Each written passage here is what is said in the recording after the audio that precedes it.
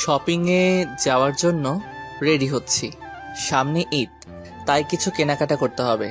এমন সময় আম্মু বলে, আজকে একটু তাড়াতাড়ি আসিস। কেন? তোকে নিয়ে তোর খালার বাসায় যাব। তোমার বোনের বাসায় তুমি যাও, আমি গিয়ে কি করব? বড় খালার বাসায় গেলে আমার বোরিং লাগে, কারণ ওই বাসায় কথা বলার মতো কেউ নাই। আরে যাব তো তোর জন্য, তোকে নিয়ে যাওয়ার জন্য বলেছে। আমার জন্য যাবে মানে? তোকে দেখে না অনেকদিন। ওকে, যাব। তাহলে শপিং করে আয় তাড়াতাড়ি। তারপর আমি শপিং করতে চলে আসলাম। আমার জন্য আর আম্মুর জন্য কিছু কেনাকাটা করে আবার বাসায় ফিরলাম। তাড়াতাড়ি ফ্রেশ হয়ে রেডি হো। আমি তাড়াতাড়ি ফ্রেশ হয়ে রেডি হয়ে নিলাম। চল বাবা, এখন রওনা দেওয়া যাক। 1 ঘন্টা পর খালার বাসায় এসে পৌঁছালাম। আরে বাবা মেহেদি, আসলে তাহলে আমাদের বাসায়? কতদিন হলো তোমাকে দেখি না, অনেক শুকিয়ে গেছো। অসুস্থ ছিলাম যে, এর জন্য শুকিয়ে গেছি। মনে মনে বলি, আমি মোটা ছিলাম কবে যে শুকাবো। ভিতরে যেতে বলবা না? বাইরে আর কত দাঁড়িয়ে থাকবো? আসো ভেতরে আসো, বিশ্রাম নাও তোমরা, আমি তোমাদের জন্য নাস্তা নিয়ে আসছি। নাস্তা শেষ করে আমি একটু ঘুরতে বের হলাম। আর খালার বাসার কাছে সুন্দর একটা জাদুঘর আছে, এটা আমার পছন্দের। জাদুঘরের ভিতরে প্রবেশ করার পর আমি পাশের কক্ষে কয়েকজন মেয়ের কণ্ঠ শুনতে পাই। তারপর আড়াল থেকে লুকিয়ে দেখি সুন্দরী একটা মেয়ে হাসতেছে, চুলগুলি বাতাসে উঠতেছে।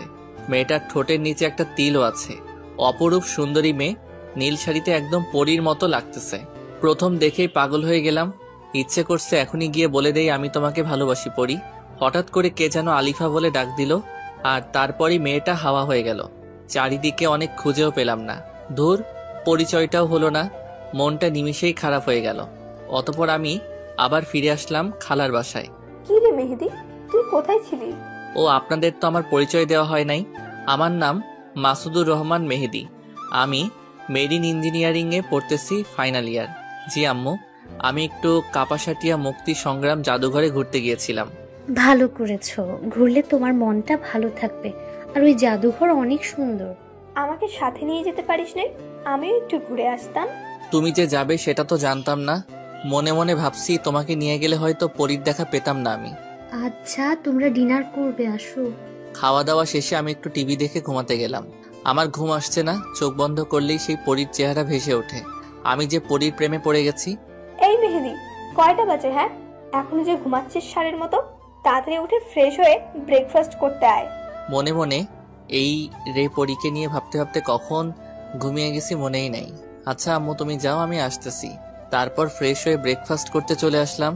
আম্মু আর খালাকে কি বিষয় নিয়ে যেন গুনগুন করতে দেখলাম। আমাকে দেখেই থেমে গেল। ঘুম হয়েছে রাতে? হ্যাঁ খালা। কথা বলতে বলতেই ব্রেকফাস্ট শেষ। বাবা শোন, আজ তোকে নিয়ে তোর খালার ননদের বাসায় ঘুরতে যাব, রেডি হয়ে নে। কিছু না ভেবেই আমিও সম্মতি দিয়ে দিলাম। কি রে, আর কত সময় লাগবে তোর?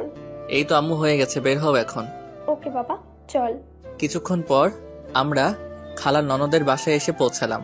খালার ননদকে সালাম দিলাম। আসো বাবা, ভিতরে আসো। সেই কতদিন আগে যে তোমাকে দেখেছিলাম, মাশাআল্লাহ অনেক সুন্দর হয়ে গেছো। লজ্জা পেলাম, কিছু বললাম না। তারপর আম্মু, খালা আর ওই আন্টি একসাথে অন্য রুমে চলে গেল। আমি একা রয়ে গেলাম। কিছুক্ষণ পর আম্মু আসলো। বাবা, তোকে এই বাসায় কেন আনছি জানিস? ঘুরতে নিয়ে আসছো এই তো? না, ঘুরতে নিয়ে আসিনি, তোর জন্য মেয়ে দেখতে আসছি। কি বলতেছো তুমি? পাগল হয়ে গেছো নাকি? আমি এখনো স্টুডেন্ট। আমি কি এখন বিয়ের উপযুক্ত নাকি? হ্যাঁ, আমি কি খাবো বিয়ের পর বউকে? তাছাড়া আমার একজনকে ভালো লাগে, প্রথম দেখাতে প্রেমে পড়ে গেছি। কে সে? চিনিস তাকে? না, চিনি না। জাদুঘরে দেখেছি, এক পলক আর দেখে প্রেমে পড়ে গেছি। তাহলে ভুলে যা, আর তোর বড় খালার এই ননদের মেয়ের সাথেই বিয়ে দিব। কোনো কথা বলতে পারবি না, বড়দের উপর কোনো কথা নেই। তাহলে আমার পরীর কি হবে? জীবনের প্রথম প্রেমে পড়লাম, আর সেটাও কি অপূর্ণ থেকে যাবে? আবার হুট করে বিয়ে? হ্যাঁ, হুট করি, কারণ মেয়েটা অনেক সুন্দরী, গুণবতী মেয়ে। আর মেয়েটি তোকে ঠিক করতে পারবে, কারণ ও তোর 3 মাসের বড়। তুই ওর উপর জোর প্রয়োগ করতে পারবি না। কি? একে তো হুট করে বিয়ে, তার উপর আবার সিনিয়র। আমার জীবনটা তেজপাতা করে দিবে। চুপ করে বসে থাক, ওরা মেয়েকে নিয়ে আসবে। আধা ঘন্টা হয়ে গেল, এখনো মহারানীর আসার কোনো খবর নাই। না জানি কত আটা ময়দা মাখতেছে। চুপ কর হারামজাদা, ও এমনিতেই অনেক সুন্দরী, মেকআপ করতে হয় না। আচ্ছা মানলাম, অতঃপর ৪৫ মিনিট পর মহারানীর আগমন। লম্বা ঘোমটা দিয়ে আসছে, দেখার কোনো উপায় নাই। এসে আম্মুকে পায়ে ধরে সালাম করে নিল না তো, আমার মাকে আমার কাছ থেকে কেড়ে নিল। বেঁচে থাকো মা, এখন লম্বা ঘুমটাটা সরাও, আমি আমার ছেলের হবু বউকে দেখি। মেয়েটি ঘোমটা সরিয়ে নিল। এ কি দেখছি, মাথা ঠিক আছে তো?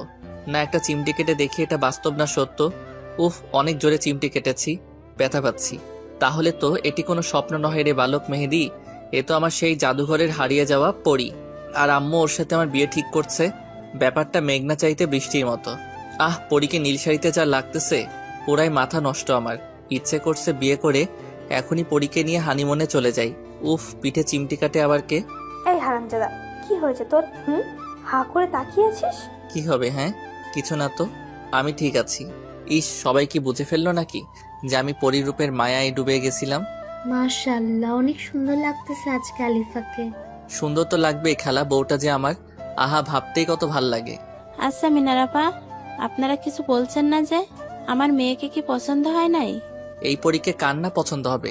আর হ্যাঁ, আপনাদের একটা কথা বলি, মিনারা হচ্ছে আমার আম্মুর নাম। ওদিকে আম্মু বলছে পছন্দ হবে না কেন?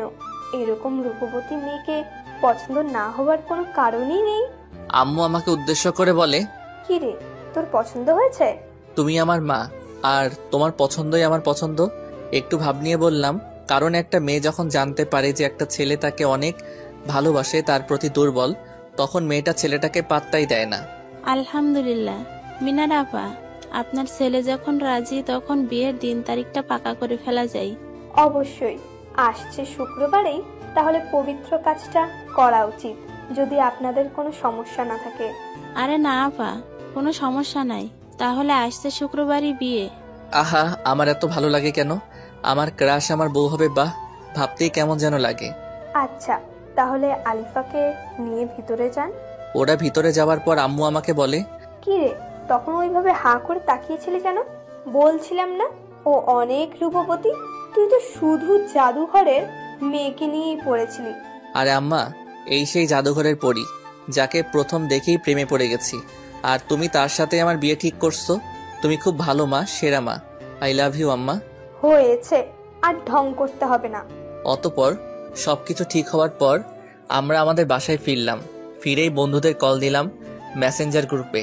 আর হ্যাঁ, আমার বন্ধুদের নাম হলো সজীব, বাপ্পি, তন্ময়, বসর, নূরনবী, আরো অনেকেই। কিরে চাস্তো, কি খবর তোর? খুব ভালো চাস তো, সুখবর আছে তোদের জন্য। কি সুখবর আছে? বল দেখি শুনি। শুক্রবার আমার বিয়ে, আর সেটা আমার ক্রাশের সাথে। কি বলিস রে, তোর বিয়ে আবার ক্রাশের সাথে? কখন কি হলো জানতেই পারলাম না। সব জানতে পারবি কাল সকালে। সবাই বসুন্ধরা শপিং কমপ্লেক্সে চলে আসবি, ওইখানে সব বলবো ও কেনাকাটা করব। ওকে, ঠিক আছে। পরদিন সকালে বসুন্ধরা শপিং কমপ্লেক্সে গিয়ে ওদের সবাইকে নিয়ে কেনাকাটা শেষ করে রেস্টুরেন্টে খেতে বসে পুরো ঘটনাটা বললাম। ওরা শোনার পর, কস কি, এ তো পুরো সিনেমাটিক কাহিনী, রূপকথার গল্পের মতো। হ্যাঁ, তা বলতে পারিস। আচ্ছা শোন, তোরা সবাই কাল সময় মতো চলে আসবি, তোদের ছাড়া আমি বিয়ে করতে যাব না। আমরা সবাই চলে আসবো। এখন তাহলে তুই বাসায় যা। ওদের বিদায় জানিয়ে বাসায় চলে আসলাম। তারপর ফ্রেশ হয়ে ডিনার করে দিলাম এক ঘুম, আর এই ঘুমেই রাত শেষ। ফ্রেশ হয়ে নাস্তা করতে আয়। ফ্রেশ হয়ে নাস্তা করে রুমে চলে আসলাম। বিয়ের সময় হয়ে আসছে, বন্ধুরা সবাই চলে আসছে। কিরে, গোসল করে রেডি হ তাড়াতাড়ি। গোসল করে রেডি হয়ে সবাই মিলে রওনা দিলাম। 30 মিনিট লাগলো পৌঁছতে। সবাই বিয়ের গেট ধরছে। এখন ওদের আবদার পুরা করে বিয়ের পিঁড়িতে বসতে যেতে হবে। অবশেষে বিয়ে করে বাসায় বউ নিয়ে আসলাম। আম্মু আমাদের বরণ করে নিল। তারপর আম্মুকে আমরা সালাম করে বাসর রুমে ঢুকবো, ঠিক ওইখানেও গেট ধরছে আবার ওদের আবদার পূরণ করে বউকে রুমে রেখে ছাদে গেলাম বন্ধুদের সাথে একটু বুদ্ধি পরামর্শ করতে। কিরে চাস্তো, এত সময় লাগে বউয়ের কাছ থেকে আসতে? আরে শালা তো পারছে না ওর বউয়ের কোলে গিয়ে উঠতে। তোরা মজা নিচ্ছিস, ওকে নে মজা। তোদের বিয়েতে আমিও মজা নিব। আরে ভাতিজা, রাগ করো কেন? আজকে তো একটু মজা করবো আমরা। জামাল পুইয়া রে, তাহলে তুই আমার আগে বিয়েটা করে ফেললি? বছরকে উদ্দেশ্য করে, তো কি তোর মতো বুড়ো হয়ে বিয়ে করার ইচ্ছা প্রকাশ করবো নাকি? তোরা নিজেদের মধ্যে ঝগড়া করিস না তো। আমাদের সবার উচিত মেয়েদিকে এখন শুভেচ্ছা জানিয়ে ওর বউয়ের কাছে পাঠানো। ঠিক বলেছিস তুই। তোরা সবাই আমার জন্য দোয়া কর। ওইদিকে আম্মু ডাকছে। এই হারামজাদা, বউ একা বসে আছে, তুই তাড়াতাড়ি রুমে যা। এই রে, অনেক সময় হলো, এবার আসি আমি, শুভ কাজটা সারতে হবে। যা, আর মনে করে বিড়ালটা মারতে ভুলিস না। আরে না কাকা, বিড়ালটাই আগে মারবো, তোরা দোয়া কর, আমি গেলাম। এই বলে আমি বাসর রুমে ঢুকলাম। আমার বুকের হার্টবিট ফাস্ট হয়ে গেছে, পা আর চলছে না। বউ আমার লম্বা ঘোমটা টেনে বসে আছে। আহা কি সুন্দরী বউ আমার, রূপের মায়ায় আমি যে ঘায়েল হয়ে যাচ্ছি। রুমের লাইটটা অফ করে ক্যান্ডেল লাইট জ্বালিয়ে দিলাম। এ কি শুনেছি, বাসরাতে বউ স্বামীর পা ছুঁয়ে সালাম করে, কিন্তু আলিফা যে করছে না। ও যে আমার সিনিয়র, এই জন্যই সালাম করতে হয়তো লজ্জা পাচ্ছে। ইস, আমার লজ্জাবতী বউটারে। না আর দেরি করে লাভ নেই, এখন যাওয়া যাক বউয়ের কাছে। অবশেষে এক বুক সাহস নিয়ে বিড়াল মারার কথা মাথায় রেখে আস্তে আস্তে ওর কাছে গিয়ে বসলাম। যেমনি ঘোমটাটা সরাতে যাব, ঠিক ওই মুহূর্তে আমার হাতটি এক ঝটকায় আমার হাতটি ছাড়িয়ে দিয়ে নিজেই ঘোমটাটা সরিয়ে ফেলল। আহ কি অপরূপ সুন্দরী আমার বউ, যেন পরীর দেশের রানী। চোখে কাজল, বাঁকা দাঁত, ঠোঁটের নিচের তিল, দীঘল কালো ঘন কেশ। উফ, একদম রূপকথা রাজকন্যা। ওদিকে ঘোমটা সরিয়ে ও বলছে, এতক্ষণ ঘোমটা দিয়ে বসে থেকে আমার অস্বস্তি বোধ হচ্ছে। ওর হাতটি ধরতে গেছি, ঠিক তখনই, একদম ধরবি না আমাকে। কি বলছো এসব? স্বামী তার বউয়ের হাত ধরবে না তো কে ধরবে? আর তাছাড়া আমি তোমার স্বামী, তুমি আমাকে তুই করে বলছো কেন? কিসের স্বামী? কে স্বামী? ওর কথা শুনে হতভম্ব হয়ে গেলাম। কি বলো এসব? আমি তোমার স্বামী, আজই তো আমাদের বিয়ে হলো। সরি, আমি তোকে আমার স্বামী মানতে পারবো না। তোমার মাথা কি ঠিক আছে নাকি পুরাই গেছে? হ্যাঁ, এসব কি বলতেছো? মজা করতেছো আমার সাথে? আরে শোন, তোর মতো ছেলের সাথে আমার মজা করতে হবে নাকি? বুঝছি, তুমি আমাকে বোকা বানাচ্ছ। তোর মতো ছেলেকে আমি বোকা বানানোর মতো সময় আমার কাছে নাই। আর আয়নাতে নিজের চেহারাটা কোনোদিন দেখেছিস? হ্যাঁ, একদম গেও ভূত, খ্যাপ, কাল্লা, চামচিকা। কি আছে হ্যাঁ আমার স্বামী হবার মতো? কোনো যোগ্যতা নাই তোর মাঝে। ওর কথাগুলো শুনে স্তব্ধ হয়ে গেলাম। কোনো বউ কখনো তার নিজের স্বামীকে এভাবে আঘাত দিয়ে কথা বলে না। ওর কথা শুনে আজ অনেক খারাপ লাগছে, কেননা আমার জন্মদাত্রী মা আমাকে কখনো এভাবে বলা দূরে থাক, কালো অবধি বলেনি। আচ্ছা মানলাম আমি অসুন্দর কালো, এটাকে আমি নিজে হয়েছি, এমন তো আমাকে ওই সৃষ্টিকর্তা ভালোবেসে বানিয়েছে। অনেক খারাপ লাগছে, কান্না পাচ্ছে, তবুও এক ফোঁটা জল বের হতে দিচ্ছি না। নিজেকে শক্ত করে ওরে বললাম, আচ্ছা আমি কালো, গেও, ভূত, খ্যাত, চামচিকা, এটাই কি তুমি দেখতেছো? একটিবার আমার ভিতরের ভালোবাসা দেখবে না? তোর ভালোবাসার গুল্লি মারি আমি, তুই আমাকে আপনি করে বলবি? আচ্ছা বলবো। আপনি জানেন, আমি না আপনাকে প্রথম দেখাতেই ভালোবেসে ফেলছি। সেদিন জাদুঘরে দেখার পর থেকে আমি আপনার জন্য পাগল। দয়া করে আপনি আমার ভালোবাসাটা বোঝার চেষ্টা করুন। আমি আপনার জন্য আমাকে চেঞ্জ করে ফেলবো, তবু আপনি আমাকে কষ্ট দিয়েন না। জীবনের প্রথম কাউকে এতটা ভালোবেসেছি আমি। আপনি আর আমাকে আঘাত করে কথা বলবেন না, আমার ভালোবাসাটা মেনে নেন। আপনি যা বলবেন আমি তাই করব। আমি আমার লাইফটাকে স্যাক্রিফাইস করে দিব দরকার লাগলে, তবুও আপনি আমাকে স্বামীর অধিকার থেকে বঞ্চিত করবেন না। সরি, আমি তোকে মানতে পারবো না। কারণ হচ্ছে আমি একজনকে ভালোবাসি, আমাদের 3 বছরের সম্পর্ক, আর ও ডাক্তার। তোর মতো সামান্য মেরিন ইঞ্জিনিয়ারিং পড়া ছাত্র না, তাও আবার আমার জুনিয়র। তোরে আমি মানতে পারবো না। ওর সম্পর্কের কথা শুনে আর নিজেকে ঠিক রাখতে পারলাম না। চোখের কোণে পানি বেয়ে বেয়ে পড়তেছে। চোখ মুছে কান্নাজড়িত কণ্ঠে ওকে বললাম, আচ্ছা আপনার সম্পর্ক আছে, তাহলে এই কথা আগে কেন বলেননি? আমি কি দোষ করেছিলাম? কেন আমার জীবনটা শেষ করে দিলেন আমাকে? আমারও তো আর 10টা ছেলের মতো বিয়ে করে বউকে নিয়ে সুখের সংসার করার স্বপ্ন ছিল। কেন আপনি আমার সাথে এমন করলেন? আমার কোনো দোষ নেই। আমি কেন তোর মতো ছেলেকে স্বেচ্ছায় বিয়ে করতে যাব? আমার মা আমাকে বলেছে বিয়ে করতে, আর মা ডাক্তারকে মানবে না, তাই আমাকে এত তাড়াতাড়ি হুট করে তোর সাথে বিয়ে বসতে বাধ্য করেছে। আচ্ছা বুঝলাম সব। এখন তাহলে আমার কি হবে? আমি কোন স্বপ্ন নিয়ে বাঁচবো? তোর কি হবে সেটা তো আমি জানি না, সেটা তুই জানিস কি করবি। পারলে একটা রিলেশন করে বিয়ে করে নিস। আর হ্যাঁ, তুই কখনো আমার কাছে স্বামীর অধিকার চাইবি না, আমার কাছেও আসবি না। আমাকে কি মনে হয় আপনার কাছে? হ্যাঁ, ভালোবাসা এতই সস্তা নাকি যে আজকে আপনাকে ভুলে গিয়ে কালকে অন্যজনের সাথে রিলেশন করে বিয়ে করে ফেলবো? আমি আপনাকে ভালোবাসতাম, ভালোবাসি, আর ভবিষ্যতেও বাসবো, কিন্তু কখনো আপনার কাছে ভালোবাসা চাইবো না, কথাটি বলে দিলাম। আর এটাও শুনেন, আপনি নিজেই একদিন আমার কাছে আসবেন, ভালোবাসা ভিক্ষা চাইবেন, কিন্তু সেদিন আমি পাথর হয়ে যাব, ফিরিয়ে দিব আপনাকে, কিন্তু ভালোবাসবো ঠিকই আপনাকেই। একা জীবনটা কাটিয়ে দিব, তবুও ভালোবাসা চাইবো না। আর বললেন না আপনার কাছে যেন স্বামীর অধিকার নিয়ে না যাই। আরে শুনেন, আমি আপনাকে কোনোদিন টাচও করব না, আর যারে ভালোবাসেন তাকে নিয়ে সুখী হয়েন। ডিভোর্স দিয়ে দিব আপনাকে, চাইতেও হবে না। ডাক্তারের ভালোবাসা সত্যি হলে আপনি আমার বউ হবার আগেই ডাক্তার আপনাকে বিয়ে করে নিতে পারতো। আপনি একদিন বুঝবেন আর কাঁদবেন, যেমন আজ আমি কাঁদতেছি। আচ্ছা, আর ফালতু বকিস না তো।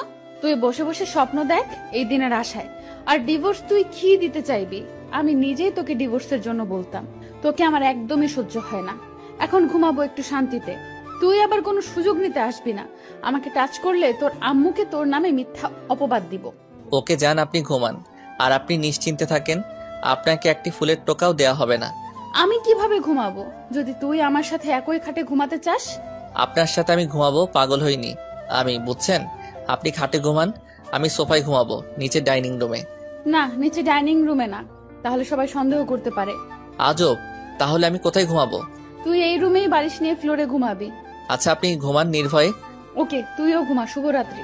শুভরাত্রি বলে উনি ঘুমিয়ে গেল। কচু রাত্রি।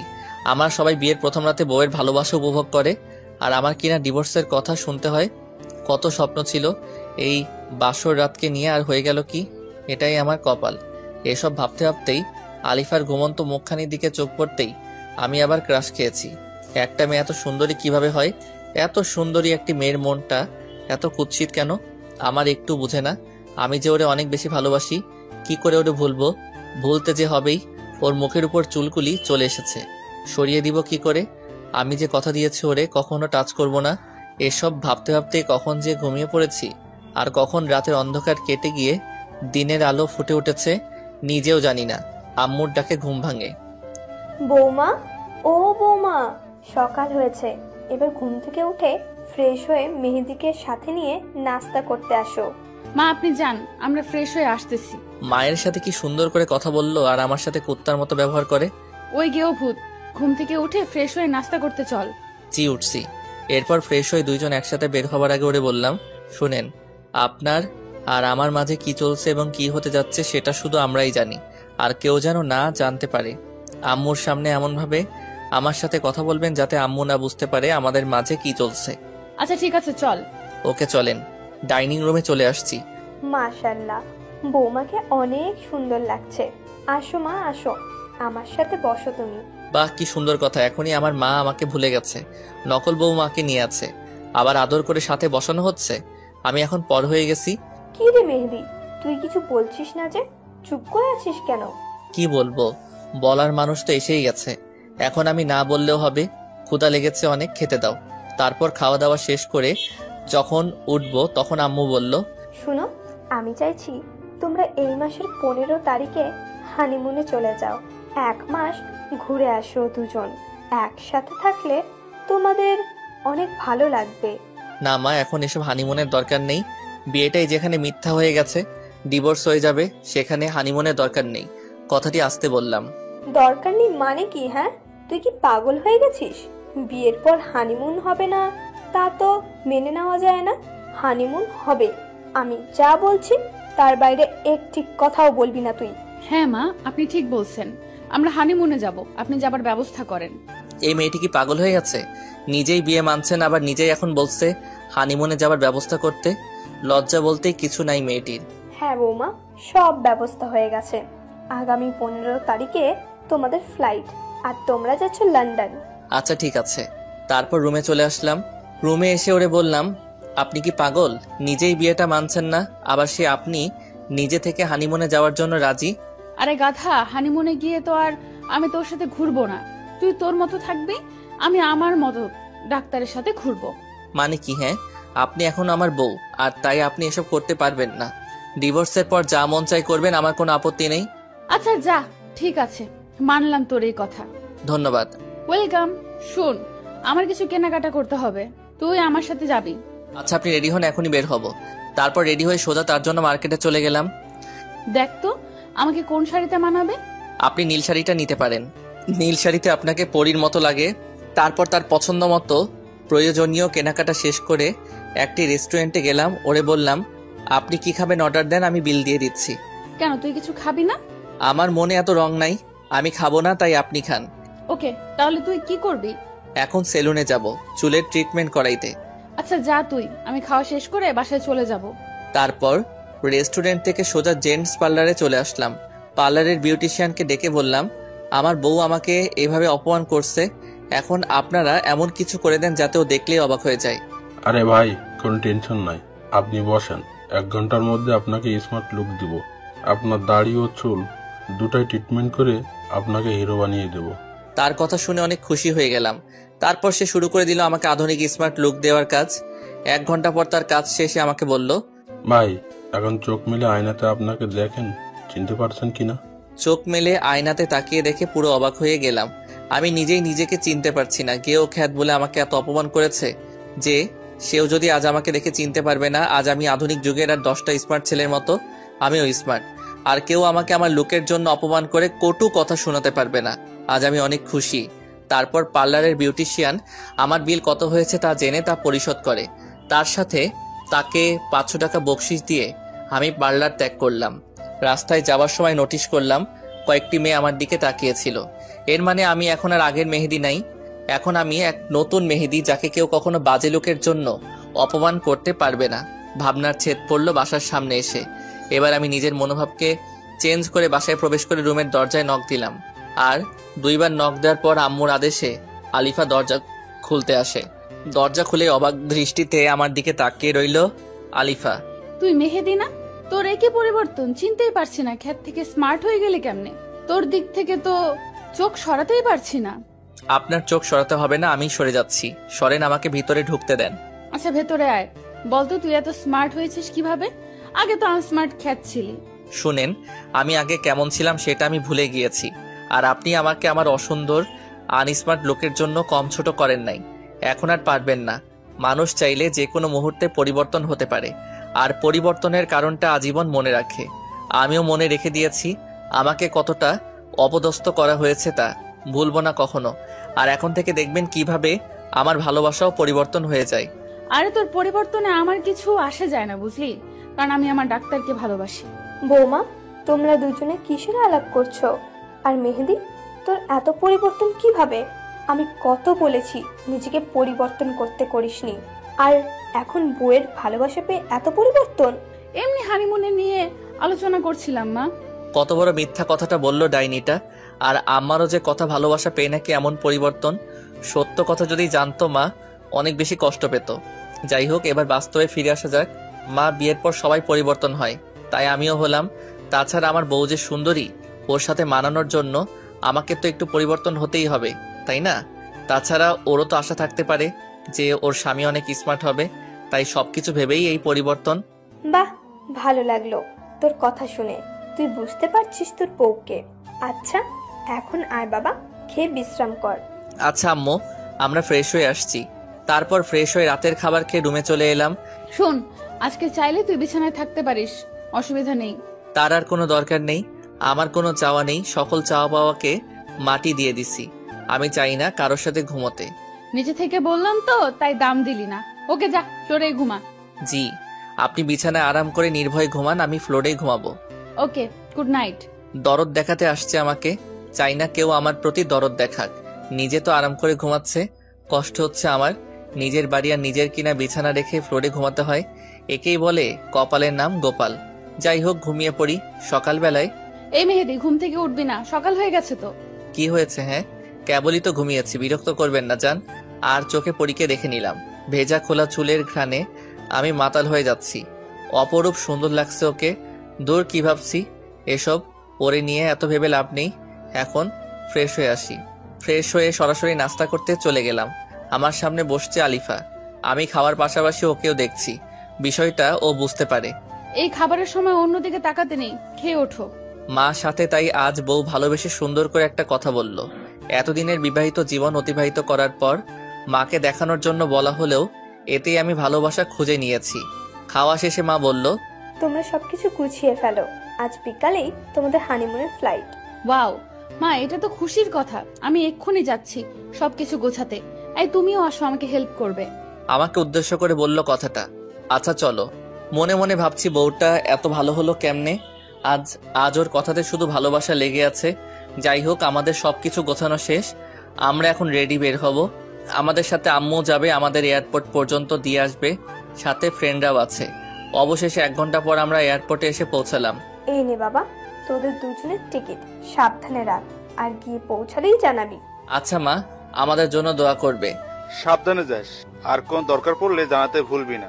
আর হানিমুন থেকে আসার সময় সুখবরটাও নিয়ে আসবি। আচ্ছা, তোমরা সবাই ভালো থাকো, আর মা তুমি নিজের প্রতি খেয়াল রাখবে, ঠিক মতো ওষুধগুলো খাবে, কোনো কিছু দরকার হলে আমার বন্ধুদের বলবে।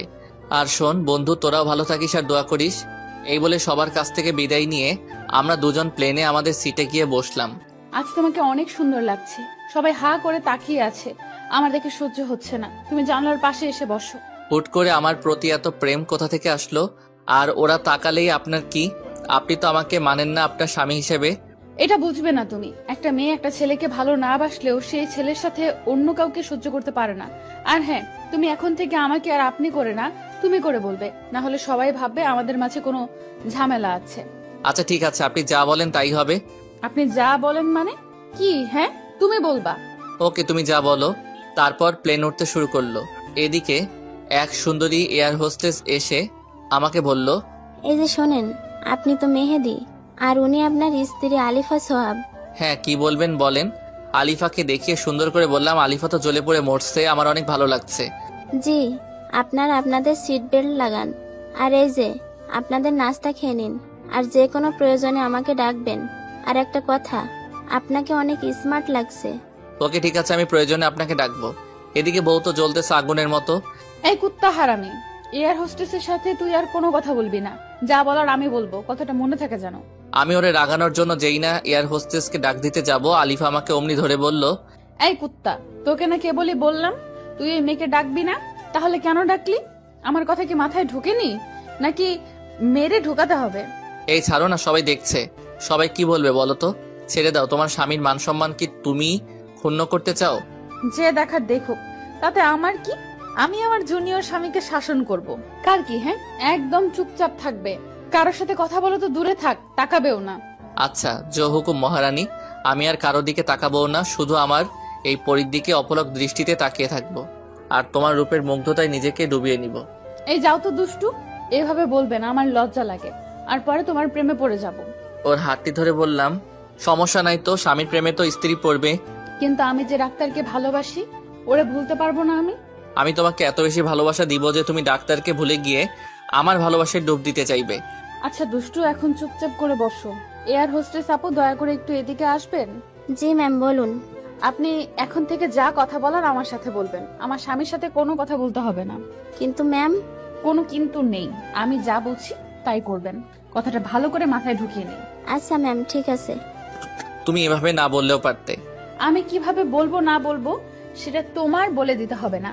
চুপ করে বসে থাকো আমার দিকে তাকিয়ে। আচ্ছা, ব্যাপারটা বুঝছি না, ও কি প্রেমে পড়লো আমার? হঠাৎ করে এত ভালোবাসা কেন দেখাচ্ছে? যাই হোক, আমি এত কিছু ভাবতে পারবো না, বরং ওর দিকে তাকিয়ে ওর রূপের মুগ্ধতায় ডুবে যাই। অতঃপর 3 ঘন্টা শেষে প্লেন অবতরণ করলো। এই আমার হাত ধরে নিয়ে নামো তো। একা একা চলে যাচ্ছে বউকে রেখে, কত বড় কলিজা। আচ্ছা আসো। তারপর আমরা এয়ারপোর্ট থেকে ট্যাক্সি নিয়ে সোজা বালির রিসর্টের কাছাকাছি একটি হোটেলে গিয়ে উঠি। হোটেলটি খুব নিরিবিলি জায়গায়, সমুদ্রের সাথে, তাই বারান্দা থেকে সমুদ্রের ভিউটা উপভোগ করা যায়। আমাদের পৌঁছাতে সন্ধ্যা হয়ে গেছে, তাই আর আজ সমুদ্র সৈকতে যাইনি। এসেই বাসায় ফোন দিয়ে আম্মুকে ও বন্ধুদের জানিয়ে বারান্দায় বসে সমুদ্রের তীরে আশ্রে পড়া ঢেউ আর সমুদ্রের ভিউটা উপভোগ করছি। এমত অবস্থায়, এই আর কতক্ষণ বসে বসে থাকবো? আসো, ডিনার করে এসে গল্প করব। ওকে চলো। তারপর দুজন একসাথে হাতে হাত মিলিয়ে চলে গেলাম ডিনার করতে। ডিনার শেষ করে দুজন 2 কাপ কফি নিয়ে বারান্দায় বসে সমুদ্রের মনোরম পরিবেশটা উপভোগ করতেছি। দেখছো সমুদ্র কত সুন্দর? কালকে আমরা ব্রেকফাস্ট করে সৈকতে চলে যাব। আচ্ছা বউ, যাবো। তোমাকে অনেক সুন্দর লাগছে। তোমার চোখে ল্যাপটানো কাজল, দীঘল কালো কেশ, ঠোঁটের নিচের তিল আমাকে কিল করে নিচ্ছে। তোমার চুলের ঘ্রাণে আমি মাতাল হয়ে যাচ্ছি। আমার ইচ্ছে করছে আজ তোমার মাঝে ডুবে যেতে। ইস, এভাবে বলিও না। আসো, আজ তোমাকে আমি আমার করে নেব। আজ আমার খুব ভালো লাগছে। আজ আমি আমার বউয়ের ভালোবাসা একদম কাছ থেকে উপভোগ করব। তারপর সোজা চলে গেলাম বেডরুমে। আসো, কাছে আসো। মাতাল হয়ে ওর নেশায় ডুবে যাওয়ার জন্য কাছে চলে গেলাম, একদম কাছে। ওর নিঃশ্বাস আমার মুখে আর আমার নিঃশ্বাস ও মুখের উপর পড়ছে। এই সরো, কিচ্ছু হবে না। আমার পাশে চুপ করে ঘুমিয়ে পড়বে, কোনো দুষ্টুমি নয়। দ্যাট ভাল লাগে না। এই সময় কেউ এমন কথা বলে? নিজেই বললো ওর করে নিবে, এখন আবার নিজেই বলে কিনা কিছু হবে না। এটা কেমন ভালোবাসা? ধ্যাত, ভাল লাগে না। ঘুমিয়ে পড়ি, যা হবার কাল হবে। সকালে ওর চিমটি খেয়ে ঘুম শেষ। এই উঠো, ফ্রেশ হয়ে নাস্তা করে বিচে যাব। আচ্ছা আমি আসছি ফ্রেশ হয়ে। আর এত জোরে কেউ চিমটি দেয় নাকি? অনেক লাগছে। এইটুকুতেই লাগছে, আরো ব্যথা অপেক্ষা করতেছে। জাস্ট ওয়েট মেহেদি, ওয়েট। কি বিড়বিড় করতেছো? কিছু না, ফ্রেশ হয়ে আসো। ফ্রেশ হয়ে নাস্তা করে দুজনে বালির একটি কফি শপে গেলাম। এখানে অনেক ভালো কফি পাওয়া যায়, যা বিশ্বের সেরা মানের কফি, এবং এখান থেকে এগুলো সাপ্লাই দেওয়া হয়। আর এই কফি এক জাতের পচা মাছের থেকে বানানো হয়। এটি শুনে আমার আর কফি খেতে ইচ্ছে করছে না, তবু এখানে আসছি, আর এখানে নামকরা কফি না খাইলে তো হবে না। তারপর দুজনে কফি খেয়ে বিচের দিকে রওনা দিলাম। দেখছো বিচটা কত সুন্দর, পানি একদম ফ্রেশ, নিচের বালি দেখা যাচ্ছে, এত পরিষ্কার। এই চলো না একটু দুজনে ভিজে গোসল করে যাই। না, এখানে না, এখানে সবচেয়ে আকর্ষণীয় পিঙ্ক বিচে গিয়ে ভিজবো। আচ্ছা চলো তাহলে আমরা পিঙ্ক বিচেই যাই। তারপর আমরা একটি স্পিড বোটে করে পিঙ্ক বিচে গেলাম। ওয়াও জোস, কত সুন্দর বিচ, একদম পিঙ্ক। আর এই জন্য এই বিচের নাম পিঙ্ক বিচ। ওকে চলো, সুইম কস্টিউম পরে আমরা সাঁতার কাটবো। ওকে। তারপর দুজনে সুইম কস্টিউম পরে পানিতে নেমে পড়লাম। অনেক ভালো লাগছে আমার আজকে। এই চলো না আমরা এই পাশে যাই, এই পাশে মানুষ আছে, ওই পাশে কেউ নেই, নিশ্চয়ই ওই পাশের পানি আরো বেশি পরিষ্কার। আচ্ছা চলো। আমরাই শুধু, আর কেউ নাই এখানে। সাগরের উত্তাল ঢেউ আশ্রে পড়েছে বিচে, ভিউটা জোস, আর সাথে সুন্দরী বউ, সব মিলিয়ে নিজেকে সিনেমার হিরো মনে হচ্ছে। এই আমি একটু ঝিনুক কুড়াবো, আমার অনেক শখ এটি। আচ্ছা যাও। আমি সাঁতার কাটতে লাগলাম। থাকতে থাকতেই হুট করে একটি বড় ঢেউ এসে আমাকে ভাসিয়ে নিয়ে তীরে ফেললো। তারপর আমি মাথা উঁচু করে দেখি 5 জন বখাটে গুন্ডা টাইপের লোক আমার সামনে দাঁড়িয়ে। আমি উঠে যেতে লাগলেই একজন কাঁধে হাত রেখে বলে, কোথায় যাবেন ভাই? আমার বউকে নিয়ে এখন হোটেলে ফিরবো। কেন জানি তাদের আমার সুবিধার মনে হচ্ছে না, তাই চলে যেতে চাইলাম। ভাই আপনি মনে হয় ভুলে গেছেন, এখানে কেউ আসলে আর ফিরে যেতে পারে না। কথাটি শুনেই আমার গা শিউরে ওঠে। চুপসে যাওয়া কণ্ঠে বললাম, কি বলছেন ভাই? যেতে পারবো না? কেন আসছি? যখন তখন যেতেও পারবো। সিগারেটে জোরে টান দিয়ে আমার মুখে ধোয়া ফু দিয়ে বলল, এই বিষ পিঙ্ক বিষ হলেও আজ তোর জন্য এই বিষ ডেড বিষ। বুঝতে আর দেরি হলো না, এরা গুন্ডা আমাকে ফেলে হয়তো আমার বউকে নিয়ে চলে যাবে। আমি এদিক ওদিক তাকিয়ে দেখি আলিফা কোথাও নেই। আমি অনেক ভয় পেয়ে যাই। আমি পালানোর চেষ্টা করার আগেই হায়নার দল আমার উপরে ঝাঁপিয়ে পড়ল। প্রাণপণে চেষ্টা করলাম নিজেকে বাঁচানোর জন্য, কিন্তু পেরে উঠলাম না 5 জনের সাথে। অনেকক্ষণ মারার পর তারা ভাবছে আমি মারা গিয়েছি, তাই বখাটে গুন্ডাদের লিডার করে যেন ফোন দিয়ে আসতে বলল। কিছুক্ষণ পর আমি যা দেখলাম তা দেখার জন্য আমি মোটেও প্রস্তুত ছিলাম না। দেখলাম আলিফা একটি লোকের সাথে হাসতে হাসতে এই গুন্ডাদের কাছে আসলো। লোকটি আর কেউ না, আলিফার প্রেমিক ডাক্তার নিলয়। কাজ খতম হয়েছে? হ্যাঁ বস, আপনি যেভাবে বলেছেন সেভাবেই করেছি। আহারে বেচারা, কি ভয়ঙ্কর মৃত্যুটাইরে দেখতে হলো। 2 দিনের দেখানো মিথ্যা ভালোবাসায় সব ভুলে গেছিল। লাশটাকে এই সমুদ্রে ভাসিয়ে দে, আর নে তোদের পারিশ্রমিক। এসব কি দেখছি, কি শুনলাম আমি? আমার ভালোবাসায় আমার মৃত্যুর কারণ? আমি কি দোষ করেছিলাম? শুধু ভালোবেসেছিলাম। আমি তো নিজেই ওর লাইফ থেকে সরে যেতে চেয়েছি, আর ও কিনা আমাকে এভাবে মিথ্যা ভালোবাসার লোভ দেখিয়ে এভাবে পৃথিবী থেকে সরিয়ে দিচ্ছে। এত নিষ্ঠুর হয় কিভাবে একটা মানুষ? চলে গেল ওরা দুজন, আর বকাটের আমাকে জোরে জোরে লাঠি দিয়ে আঘাত করে আমাকে ভাসিয়ে দিল। তারপর আমার আর কিছু মনে নাই। তারপর হঠাৎ একদিন আমার জ্ঞান ফিরে আসে, আর নিজেকে একটা চারকোনা দেয়ালের মাঝে আবিষ্কার করি। কিন্তু আমি এখানে কি করে আসলাম? কে আমাকে নিয়ে আসলো এখানে?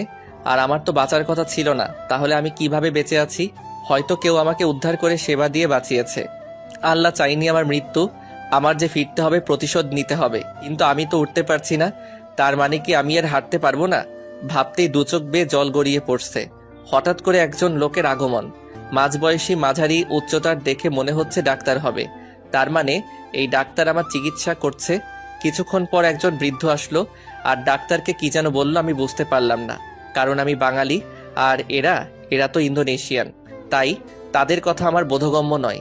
তারপর ডাক্তার কাছে এসে আমাকে ইশারা করলো উঠে বসতে, কিন্তু আমি যে উঠতে পারছি না। এত বাজেভাবে আমাকে মেরেছে ওই হায়নার দল যে আমি উঠতে পারছি না। আমার কোনো হাত পা নাড়াতে পারছি না। আমি কি কখনো সুস্থ হব না তাহলে? আর আমি কবে আমার মায়ের কাছে যাব? হয়তোবা ওই কালনাগিনী গিয়ে বলেছে আমি আর বেঁচে নেই। আমার মা কেমন আছে, কি করছে, কিছু জানার উপায় নেই। আর ওদিকে কালনাগিনী সম্ভবত ডাক্তারকে বিয়ে করে সুখের সংসার করছে। সুখ সবার কপালে থাকে না। আজ আমি বেঁচে থাকার পরও মৃত। আমার কোনো ক্ষমতা নেই হাতে। আজ আমি অসহায়। আমার ফোন, টাকা পয়সা যা ছিল সব নিয়ে নিছে। আমি কবে সুস্থ হব, আর কবেই বা মায়ের কাছে ফিরে যাব? হয়তো মা এতদিনে ছেলের মিথ্যা মৃত্যুর খবর পেয়ে ভেঙে পড়েছে, আর হয়তো মনেও নেই আমাকে। ডাক্তার তার ব্যাগ থেকে ওষুধ বের করে খাইয়ে দিয়ে বৃদ্ধ লোকটাকে কি যেন বলে চলে গেলেন। অনেক ক্ষুধা লেগেছে, কিন্তু খাবো কি করে? ইশারা দিলাম বৃদ্ধকে। বৃদ্ধ সাড়া দিল। তাকে হাত মুখের দিকে দিয়ে বোঝালাম আমার খিদে পেয়েছে। তারপর বৃদ্ধ গেলেন আর আমার জন্য খাবার নিয়ে এলেন। এগুলো কি সামুদ্রিক জলচোদ্ভিদ প্রাণী? মনে হচ্ছে কোনো রকম সিদ্ধ করা। হয়তো আমি এতদিন যাবৎ এসবই খেয়ে আসছি। তারপর বৃদ্ধ তাদের নিজস্ব ভাষায় কাউকে ডাকলেন। কিছুক্ষণ পর একটি তরুণী দেখতে সাদা বর্ণের খাটো করে এগিয়ে আসলো।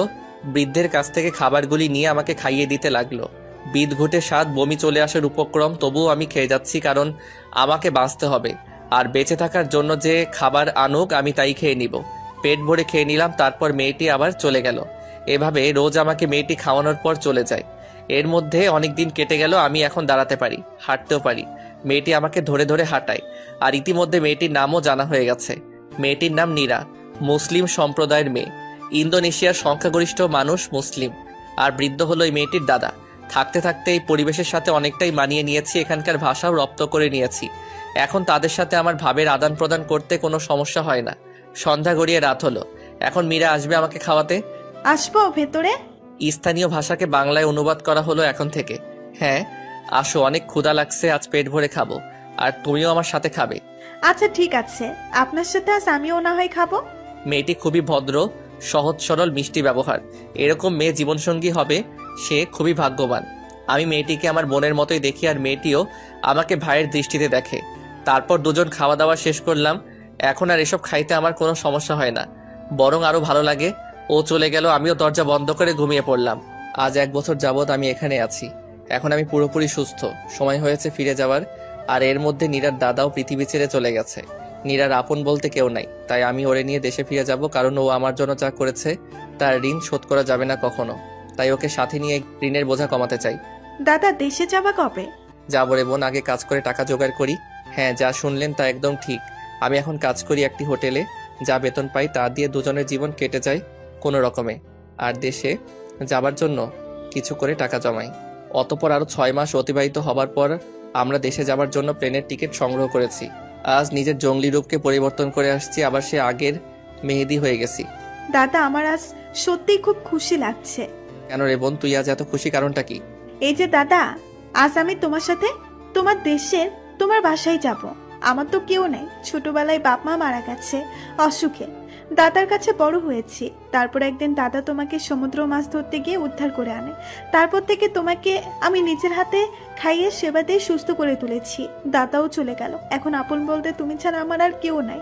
তোমার সাথে যেতে পারবো, তোমার মাকে নিজের মা করতে পারবো। মায়ের আদর তো পাওয়া হয়নি কখনো। তোমার মায়ের আদর পেয়ে সেটা ভুলে যাব। তাই আজ আমার জন্য অনেক সুখের দিন। পাগলিটা এসব বলে কেঁদে দিয়েছে, বড্ড ইমোশনাল। এই পাগলি, কাঁদছিস কেন? তোর সাথে আমি আছি না, তোকে কখনো কষ্ট পেতে দিব না। তুই যে আমাকে আমার বিপদের সময় রক্ষা করেছিস, আর আমার মা মানে তোর মা। তুই অতীতের সব কষ্ট ভুলে যাবি। আমার মা যখন সব জানবে তখন তোকে অনেক আদর করবে। চোখের পানি মুছে ফেল, আর কাঁদবি না। জানিস না তুই কাঁদলে আমার ভালো লাগে না। দাদা কোথায়? আমি কাঁদছি না তো।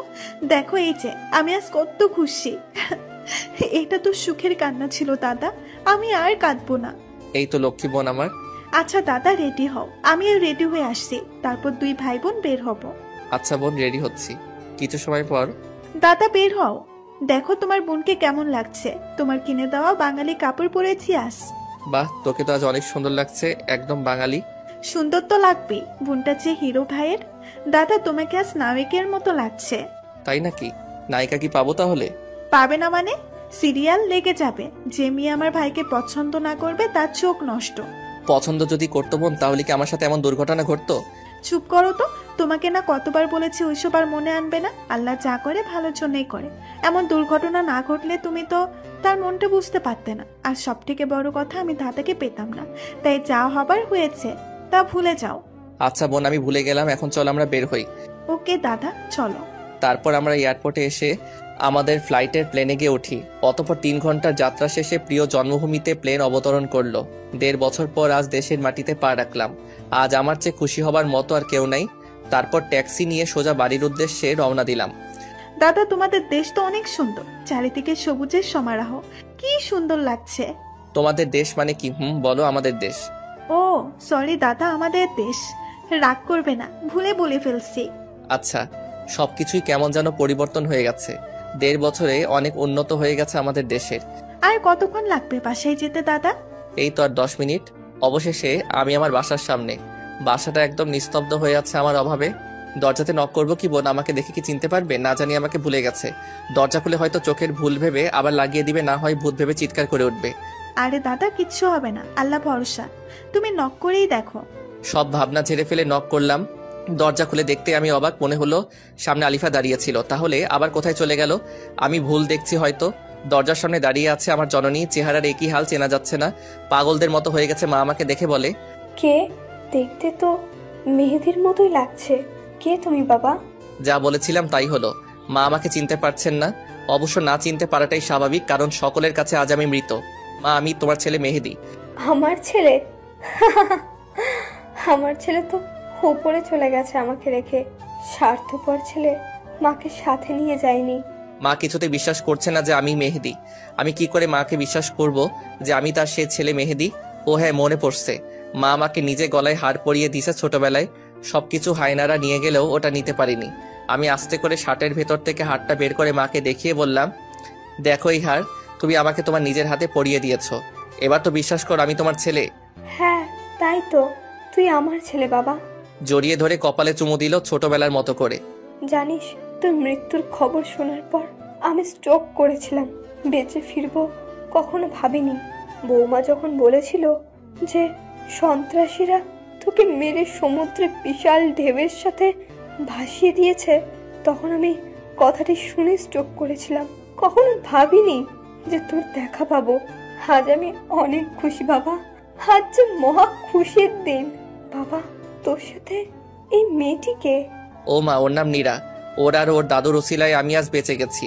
ওর দাদু আমাকে সমুদ্রের তীরে ভেসে আসতে দেখে তারপর আমাকে উদ্ধার করে ওরা দীর্ঘ 1 বছর চিকিৎসা ও আমার সেবা করে আমাকে বাঁচিয়ে তুলছে। ওর মা বাবাও ছোট থাকা অবস্থায় মারা গেছে, আর কিছুদিন আগে বৃদ্ধ দাদাও না ফেরার দেশে চলে যায়। তাই ওর আপন বলতে আমি ছাড়া কেউ নেই, এই জন্যই আমি ওকে সাথে নিয়ে আনছি। কে বলছে ওর কেউ নেই? ও আমার ছেলের জন্য যা করেছে তার ঋণ শোধ করতে পারবো না আমি। কিন্তু ওরে আমি আজ থেকে আমার নিজের মেয়ে মনে করব। এছাড়া আমার তো কোনো মেয়েই নেই। ভালোই হলো, একটা মেয়ে পেলাম। আমিও ওকে এই কথা বলেছি। কিন্তু ও যে কোনো কথা বলছে না। ও যে ইন্দোনেশিয়ান, তাই বাংলা বুঝতে পারছে না। আমি ওকে তোমার বাংলা ভাষার কথাগুলো ওর ভাষায় বুঝাবো। আচ্ছা, তাহলে তুই ফ্রেশ হয়ে আয়, আর আমিও ওকে আমার সাথে নিয়ে যাই। আচ্ছা মা, ঠিক আছে। তারপর ফ্রেশ হয়ে খেয়ে নিলাম। আমি ঘুমাতে চলে গেলাম, আর আম্মুও নীরাকে নিয়ে ঘুমাতে চলে গেল। দীর্ঘ 1.5 বছর পর নিজের বাসায় ঘুমাবো, কিন্তু কেন জানি বারবার মনে হচ্ছে আমার কাছাকাছি কেউ আছে যে আমাকে প্রতি মুহূর্তে ফলো করছে। দূর এসব মনের ভুল। দিলাম এক লম্বা ঘুম। এক ঘুমে রাত গড়িয়ে দিন হয়ে গেছে। নীরার ডাকে ঘুম ভেঙে যায়। দাদা ওঠো, ফ্রেশ হয়ে নাস্তা করতে আসবে। আচ্ছা যাবো না, আমি আসছি। আচ্ছা আমি গেলাম, তুমি তাড়াতাড়ি আসো। ফ্রেশ হয়ে নাস্তা করে নিলাম। তারপর মাকে বললাম, মা সবাইকে আজ ডিনারে ইনভাইট করো, যেন আমাকে দেখে চমকে যায়। আচ্ছা ঠিক আছে, আজ তোর বন্ধুদের আত্মীয় স্বজনদের ইনভাইট করব। ওকে। তারপর আমি আমার রুমে গেলাম। ভাবলাম এখন বাইরে যাব না, রাতে সবাইকে চমকে দিব। কাল থেকে বের হব। এখন বরং ছাদে যাই, রুমে আর ভালো লাগছে না। তারপর সোজা ছাদে চলে গেলাম। ছাদের যে পাশে কাঠগোলাপের গাছ, ওই পাশে গিয়ে অতীতের সব কথা ভাবতে থাকলাম। আলিফার কথা অনেক বেশি মনে পড়ছে। না জানি কেমন আছে, ভালোই আছে হয়তো ডাক্তারের সাথে। কিন্তু কেন মনে হচ্ছে আমার সাথে কেউ আছে যে আমাকে ফলো করছে। মনে হচ্ছে আমার পেছনে কেউ দাঁড়িয়ে আছে। পেছন ফিরে তাকাতে কিছুই তো নেই। তাহলে এসব আমার মনের ভুল। কিন্তু চিলেকোঠার রুমের কর্নারে কিসের যেন শব্দ হচ্ছে। যা আছে কপালে, ওইখানে কি আছে আমাকে দেখতেই হবে। এগিয়ে গিয়ে দেখে আমি ভয় পেয়ে গেলাম। একটি সাদা ছেঁড়া শাড়ি পরে একটি মহিলা দাঁড়িয়ে আছে। উস্কো খুস্কো চুলগুলি উঠছে, জীর্ণ শীর্ণ দেহ, কি যেন বিড়বিড় করে বলতেছে। আমি কিছু না ভেবে মাকে ডাকলাম, মা ও মা ছাদে আসো তো। মা হাজির হয়ে বলল, কি হয়েছে? এই অসময়ের ছাদে কি করিস? আর আমাকে ডাকলি কেন? ছাদে ওই অচেনা পাগলির মতো দেখতে কে ওইখানে দাঁড়িয়ে আছে দেখো তো। আচ্ছা সরে দাঁড়া, আমাকে দেখতে দে। ও, ওকে চিনিস নাই? আমি তো তাকে দেখিই নাই, চিনবো কেমনে? মনে হচ্ছে পাগলি। তাহলে দেখ। দেখি অবাক, ও আর কেউ না, আমার পরি, যাকে আমি অনেক ভালোবাসতাম। আর আমার ভালোবাসার দুর্বলতাকে পুঁজি করে আমাকে পৃথিবী থেকে বিদায় করে দিতে চেয়েছিল। কিন্তু মা, ওর এই অবস্থা হলো কি করে? তুই কিছুই জানিস না। কি জানি না? আমি খোলাসা করে বলো শুনি। শুন তাহলে, তোর উপর সন্ত্রাসী হামলায় ওর কোনো হাত নেই। যা করার ওই ডাক্তার করেছে। কি বলতেছো? আমি নিজ কানে শুনেছি। ওকে দিয়ে ডাক্তার এসব বলতে বাধ্য করেছে। আর তোকে মারার কোনো ইচ্ছেই ছিল না ওর। তাহলে আমার সাথে এসব ঘটলো কি করে? ও যখন তোর সাথে হানিমুনে যায় তখন ও আস্তে আস্তে তোর প্রতি দুর্বল হতে থাকে। আর ওই ছেলের সাথে ঠিকমতো কথাও বলে না, ওই ছেলেকে ইগনোর করতে থাকে। আর ছেলেটি এসব মেনে নিতে পারেনি, তাই ওই ছেলেও ইন্দোনেশিয়া চলে যায় আর সন্ত্রাসীদের টাকা দিয়ে কবজা করে, তোর উপর আক্রমণ চালায়। এটা যখন আলিফা জানতে পারে তখন তোকে বাঁচাতে চায়, কিন্তু ছেলেটা আলিফাকে ব্ল্যাকমেল করে, আলিফাকে বাধ্য করে ওসব বলতে। তারপর আলিফাকে দেশে এনে মারাত্মকভাবে শারীরিক নির্যাতন করে। আলিফা কিছু বলেনি? আলিফা অনেক বলছে, ভিক্ষে চেয়েছে, ছেলেটার ভালোবাসা, কিন্তু ছেলেটা বলে ও নাকি আলিফাকে ভালোই বাসেনি, শুধুমাত্র ব্যবহার করার জন্য এসব করেছে। আলিফা এসব শুনে অনেক কান্নায় করে আর তোর জন্য আফসোস করে। ও তখন বুঝতে পারে ছেলেটি ওর জন্য ভুল ছিল। ছেলেটা অনেক নির্যাতন করে আমাদের বাসার সামনে এনে ফেলে দিয়ে চলে যায়। তারপর আমি বাইরে বের হলে ওকে উদ্ধার করি আর ওর মুখে সব ঘটনা শুনি। ও তোর সাথে খারাপ ব্যবহার করার জন্য নিজেকে দোষী ভাবতে শুরু করে আর পাগলামি শুরু করে দেয়। সুইসাইডও করতে গিয়েছিল, আমি বাধা দিয়েছি। এরপর তোর শোকেই মেয়েটি আস্তে আস্তে পাগল হয়ে যায়, ঠিকমতো খায় না, ঘুমায় না, শুধু তোর কথা বিড়বিড় করে বলে একা একা। নিজের অজান্তেই আমার চোখের পানি বের হয়ে আসলো। আমি যখন চেয়েছি বুঝেনি, আর এখন আমাকে এত ভালোবাসে। একদম চিনার উপায় নেই কি হয়েছে শরীরের অবস্থা, কত সুন্দরী ছিল আর কি হয়ে গেল। মা ওরে চিকিৎসা করাওনি সুস্থ করে তোলার জন্য? অনেক চিৎকার করেছি, কোনো লাভ হয়নি। ডাক্তার বলেছে ও কোনো দিন সুস্থ হতে পারবে না। তবে কি মা কোনো সুযোগ আছে? নিশ্চয়ই আমি ওকে সুস্থ করে তুলবই। ওকে সুস্থ করার উপায়টি হলো ভালোবাসা। মানে? হ্যাঁ, একমাত্র ভালোবাসার দ্বারা ওকে সুস্থ করা সম্ভব। ভালোবাসা পারে না এমন কিছুই নেই। ভালোবাসা পেলে বনের হিংস্র পশুও পোষ মানে। তাই একমাত্র ভালোবাসা দিয়েই ওকে আবার আগের অবস্থায় ফিরিয়ে আনা সম্ভব। সত্যি? তাহলে তো আমিই পারবো ওরে সুস্থ করে তুলতে, কারণ আমি ওরে অনেক বেশি ভালোবাসি। আমার প্রতিটি হৃদস্পন্দনের সাথে ও মিশে গেছে। হ্যাঁ, আমারও বিশ্বাস তুই পারবি। দোয়া করো মা, আমি যেন আমার ভালোবাসা দিয়ে ওরে আবার আগের স্বাভাবিক জীবনে ফিরিয়ে আনতে পারি। দোয়া করি বাবা, তুই সফল হো। কিন্তু আরেকটি কাজ যে আমাকে করতেই হবে মা। কি কাজ সেটা? আমার ভালোবাসার এই অবস্থার জন্য যে দায়ী তাকে তো আমি ছেড়ে দিব না মা। হ্যাঁ বাবা, ওই জঘন্য মানুষটিকে বুঝাতে হবে যে কারো ভালোবাসাকে পুঁজি করে জীবন ধ্বংস করে দেওয়ার কষ্ট কতটা যন্ত্রণাদায়ক হয়। মা তুমি শুধু দোয়া করো, আমি ওর প্রতিশোধ নিবই। এখন ওরে নিয়ে চলো রুমে। আচ্ছা, আমি আর নীরা নিয়ে আসছি। তারপর রুমে আসি, মা আর নীরা ওরে নিয়ে আসে। ওর কি অবস্থা, ওকে গোসল করিয়ে পরিপাটি করে রাখতে হবে। এতদিন একা ছিলাম তাই পারতাম না, এখন তোরা আসছিস, এখন পারবো। না মা, কাজটা আমি একা নিজে করতে চাই। আমার ভালোবাসা দিয়ে ওরে সুস্থ করতে হবে, তাই আজ থেকে ওর যাবতীয় কেয়ার আমি করব। তাহলে তো আরো ভালো, কিন্তু তুই কি পারবি একটা মেয়ের যাবতীয় কেয়ার করতে? ভালোবাসার জোর থাকলে সব পারা যায়। আমি ওরে ভালোবাসি, ওর স্বামী আমি, তাই আমাকে যে পারতেই হবে। আচ্ছা বাবা, যা তুই ওকে নিয়ে। ওরে সাথে নিয়ে আসলাম রুমে। আমার সামনে বসিয়ে রেখে দৃষ্টি না ফেলে ওরে দেখেই গেলাম। ভালোবাসার মানুষকে কাছ থেকে দেখাটা অনেক বেশি আনন্দের। পাগলিটার কিছু মনে পড়ছে না, শুধু খিলখিল করে হাসছে, ড্যাব ড্যাব করে তাকিয়ে আছে। ওর চোখে মুখে অনেক আকুতি জমে আছে। অনেক কিছু বলতে চাইছে হয়তো, কিন্তু মানসিক ভারসাম্য না থাকাই পারছে না। ওরে বললাম, এই পরি চলো তোমাকে গোসল করিয়ে আনি। আমি গোসল করব না, আমি তো পড়ি তাই গোসল করব না। তুই কর গোসল আর যা সর, আমার কাছে আসবি না, আমাকে ধরবি না। ওরা না আমাকে অনেক অত্যাচার করেছে, অনেক ব্যথা। আমি গোসল করব না, তুই গোসল কর, তুই পাগল। ওর কথা শুনে নিজের অজান্তেই দু চোখের কোণ বেয়ে অঝরে জল ঝরতে থাকে। এত সুন্দরী পরিষ্কার পরিপাটি থাকা আমার পরীর আজ এই নির্মম অবস্থার জন্য দায়ী ওই ডাক্তার। আমি ছাড়বো, খোদার কসম। আমি ওকে বুঝিয়ে দিব মানুষের জীবন নিয়ে খেলা করা কতটা ভয়ঙ্কর হতে পারে। এই তুই কি জানোস, আমার না জুনিয়র পিচ্চি স্বামী ছিল, ওরা আমি শেষ হতে দেখেছি। তোর স্বামী তোরই সামনে বসে আর তুই আজ চিনছিস না? যাই হোক, ওরে জোর করে গোসল করাতে নিয়ে গেলাম, যদিও ও যেতে চাইনি।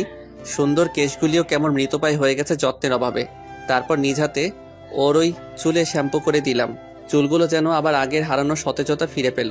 ভালো করে ওরে গোসল করিয়ে দিয়ে নিজ হাতে সেই প্রথম যেদিন নীল শাড়িতে দেখেছিলাম আর প্রেমে ডুবে গেছিলাম সেই শাড়িটাই পরিয়ে দিলাম। পাগলিটা একদম স্থির হয়ে দাঁড়িয়েছিল। ওর চোখের ভাষা বলছিল আমাকে আমি যেন নিজ হাতে ওকে শাড়ি পরিয়ে দেই। ভালোবাসার মানুষের কেয়ার করা ও যে অনেক বড় পাওয়া। আমার খুব ইচ্ছে ছিল ওর চুলে আমি শ্যাম্পু করে দিব, ওরে শাড়ি পরিয়ে দিব, কপালে টিপ পরিয়ে দিব। প্রতিটি ইচ্ছে এখন পূর্ণতা লাভ করেছে, কিন্তু এই পূর্ণতা ও উপভোগ করতে পারছে না। হাত ভরে মেহেদি এঁকে দিলাম। আজ আমি আমার ভালোবাসাতে ওকে রাঙিয়ে নিলাম। অপরূপ সুন্দর লাগছে ওরে। ওর চুলের ঘ্রাণে আমি আজ মাতাল হয়ে যাচ্ছি। তারপর ওকে বিছানায় বসিয়ে দিয়ে আমি নিজেও ফ্রেশ হয়ে ও শাড়ির সাথে ম্যাচিং করে নীল পাঞ্জাবি পরে আম্মুর রুমে নিয়ে যাই। মাশাআল্লাহ, বৌমাকে আজ সে প্রথম দিনের মতো লাগছে।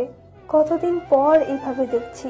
তুই পারবি বাবা, তোর ভালোবাসা দিয়েই সব কিছু জয় করতে পারবি। চল এখন লাঞ্চ করবি। নিজ হাতে তুলে ওরে খাইয়ে দিলাম। ও কেন যেন কোনো রকম বাধা দিচ্ছে না।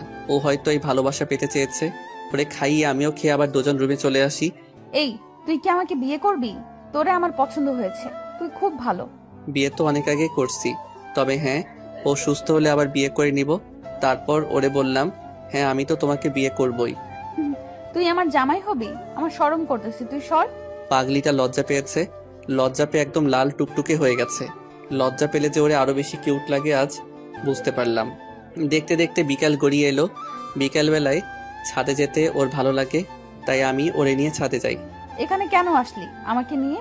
এখানে আমার এই বেলায় আসতে ভালো লাগে, কিন্তু আমার সাথে না কেউ আসতোই না। তুই আসলি আমাকে নিয়ে, আমার সাথে কি প্রেম করবি তুই? আজ থেকে প্রতিদিন এই সময় তোমাকে আমি ছাদে নিয়ে আসব। আর তোমার সাথে আমি প্রেম করব সুন্দরী। আচ্ছা, তাহলে তুই এখন এখান থেকে লাফ দে। আরে পাগলি, তাহলে যে আমি মরে যাব, তোমার সাথে প্রেম করব কেমনে? ও, মরে যাবি লাফ দিলে? থাক তাইলে, তুই আমার সাথে আমার হাত ধরে বসে থাক। তারপর ওর হাত ধরে বসে থেকে বিকাল শেষে সন্ধ্যায় সূর্যাস্ত দেখে আবার রুমে চলে এলাম। রুমে এসে ওরে নাস্তা করিয়ে বললাম, এখন তুমি একটু ঘুমাও। কেন, তুই কি এখন চলে যাবি আমাকে রেখে? আমাকে রেখে যাস নি, আমার সাথে থাক।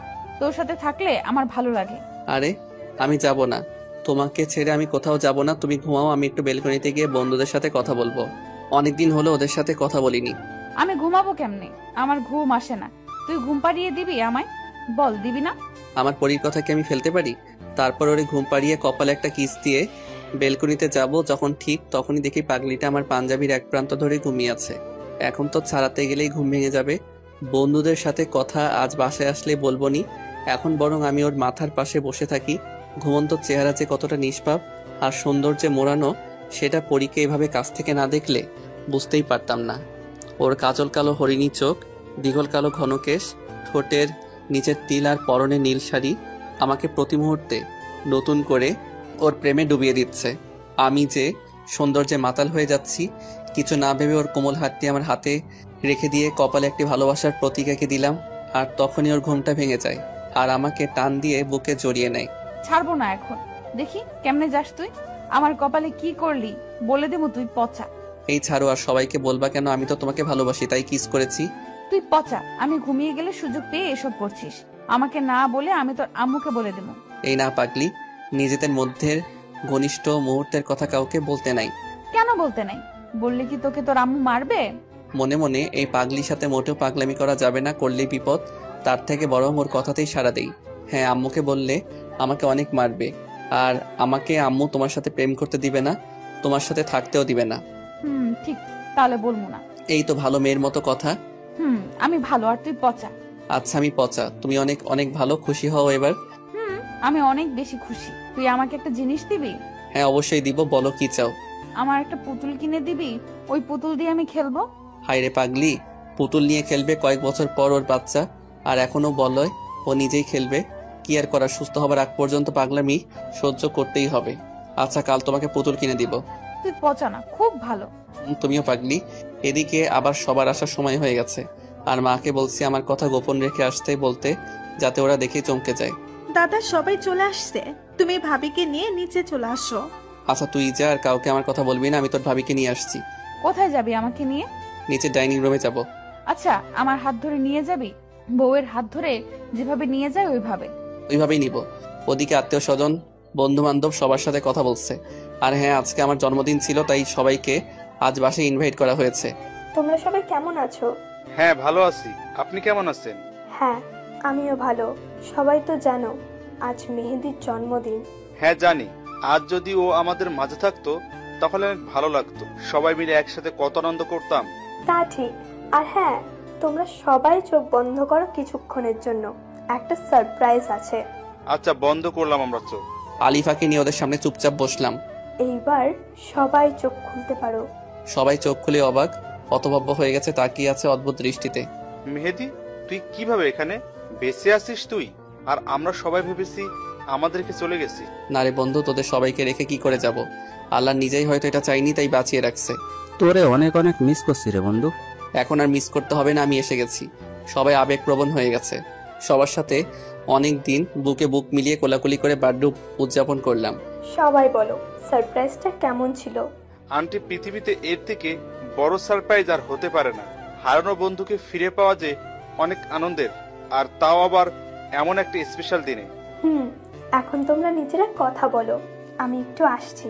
আচ্ছা আন্টি। কিরে, তোরা সবাই কেমন আছিস তাহলে?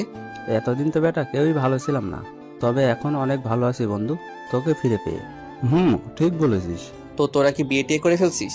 না চাস্তো, বিয়ে করিনি। তবে এখন তুই আসছিস তাই বিয়ে করা হবে। কারে, মারিয়াকে নাকি আবার অন্য কেউ? মারিয়াকেই। জানিস না তো, তন্ময়ের পুষ্পিতার সাথে সব ঠিক হয়ে গেছে। আমার কপালটাই খারাপ, রাত্রিকে পাইলাম না। আরে রাত্রি নয় তো কি হয়েছে, দিন তো আছে। ভাবি তো দেখি সুস্থ হয়ে গেছে। হ্যাঁ, প্রায় সুস্থ হয়ে গেছে, ভালোবাসা দিয়ে সুস্থ করে তুলছি। এই ভালোবাসাটাই আমার হলো না, মিম আমাকে বুঝলোই না। চিল কাকা, মিম বুঝবে, টেনশন নাই। আলিফা সুস্থ হলে পরে দিয়ে সবার ফিটিং করাবো। ওনারা কারা? কখন থেকে তুই কথা বলছিস আমার সাথে না বলে? ওরা সবাই আমার বন্ধু। ও আচ্ছা। মা আসো, সবাইকে খাবার দিয়ে যাও। মা এসে সবাইকে খাইয়ে দিল। খাওয়া দাওয়া শেষে ডাক্তারের ব্যাপারে ওদেরকে বললাম। তুই কোনো চিন্তা করিস না, ওই বেটা বজ্জাতকে উচিত শিক্ষা দিব। তার আগে বল, এই মেয়েটিকে আগে তো কখনো দেখিনি। তারপর সবাইকে পুরো ঘটনা খুলে বললাম, আর নীরার পরিচয়ও দিলাম। ও আচ্ছা, বুঝতে পারলাম। তাহলে নীরাকে দিয়েই কাজ হবে, ডাক্তারকে উচিত শিক্ষা দেওয়া যাবে না, ও পারবে না, এ দেশের ব্যাপারে ওর অভিজ্ঞতা নাই। নীরাকে বুঝিয়ে বললাম, ও বলল পারবে। তাহলে তো হলোই, এখন সব ব্যবস্থা করি। আচ্ছা। তারপর সবাইকে বিদায় জানিয়ে আলিফাকে নিয়ে রুমে আসলাম। এখন কি করবি, ঘুমাবি নাকি? না, এখন তোমাকে ছাদে নিয়ে গিয়ে গান শোনাবো। সত্যি? তাহলে এক্ষুনি চল। ওকে। তারপর ওকে নিয়ে ছাদে আসি। ওর শিউলি ফুল খুব পছন্দ, তাই আজকে আমি ওকে শিউলি ফুলের মালা গেঁথে দিলাম, আর বেলি ফুলের মালা খোপায় বেঁধে দিলাম। ও অনেক খুশি হয়েছে আজ। ওর এই হাসি মুখ দেখার জন্য আমি রোজ শিউলি ফুলের মালা আর বেলি ফুলের মালা নিজ হাতে গেঁথে ওর খোপায় বেঁধে দিব, আর বেলকনিটা কাঠগোলাপে ভরিয়ে দিব। কাঠগোলাপের সাধার মায়ার মাঝেই আমার ভালোবাসা খুঁজে নিবে। তারপর ওকে নিয়ে এসে আমার বুকে ওর মাথা রেখে ঘুম পাড়িয়ে দিলাম। ওর ঘুমন্ত মিষ্টি মুখটা দেখে কপালে একটি চুমু দিয়ে আমিও ঘুমিয়ে গেলাম। পরদিন সকালে নীরার ডাকে ঘুম ভাঙে। দাদা আর কত ঘুমাবে? এবার উঠে ফ্রেশ হয়ে ভাবিকে নিয়ে নিচে আসো। পরীকে ডেকে তুলে দুজনে ফ্রেশ হয়ে নাস্তা করতে গেলাম। এদিকে নীরা এখন বাংলা শিখে গেছে, মোটামুটি সবকিছু বুঝে বলতে পারে। নীরা, আজ তাহলে তোর কি কাজ জানিস? হ্যাঁ দাদা, খুব ভালো করেই জানি। আর কাজটা যেন সঠিকভাবে সঠিক উপায়ে করতে পারি, তার জন্য পরিকল্পনাও করে ফেলছি। বাহ, খুব ভালো কাজ। তাহলে আজ সকালে শুরু করে দে। আচ্ছা দাদা। নাস্তা শেষ করে আলিফা ও নীরাকে সাথে নিয়ে ঘুরতে বের হলাম। অনেকদিন পর বাসা থেকে বের হলাম, সেটাও আবার কিনা দীর্ঘদিন পর দেশে এসে। নীরাকে সবকিছু বুঝিয়ে দিয়ে ডাক্তারের ক্লিনিকে পাঠিয়ে দিয়ে আমরা দুজন ওখান থেকে চলে এলাম। সেদিকে ভেতরে আসতে পারি? হ্যাঁ আসুন। ধন্যবাদ। বসেন। আর আপনার কি সমস্যা বলেন। আমার তো সমস্যার শেষ নেই, অনেক রকম সমস্যা। সমস্যা নেই, বলেন সব।